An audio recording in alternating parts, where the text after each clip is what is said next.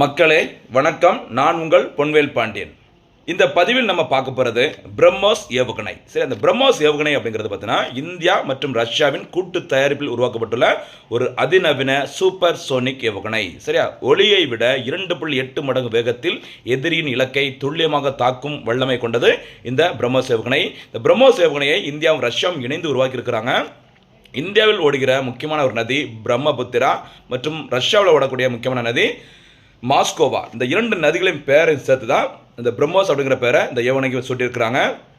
இந்த பிரம்மோஸ் ஏவுகணையானது இந்தியாவிலேயே தயாரிக்கப்பட்டு வருகிறது. அதில் ஒரு முக்கியமான ஒரு இடம் லக்னோ. சரி, லக்னோவில் தயாரிக்கப்பட்ட அந்த பிரம்மோஸ் ஏவுகணையை முதல் முறையாக இந்தியா பார்த்தீங்கன்னா ஒரு நாட்டிற்கு விற்பனை செஞ்சுருக்கிறாங்க. வழக்கம் போல் ஏவுகணைகளை நம்ம வெளிநாடுகளில் நம்ம வாங்குவோம்.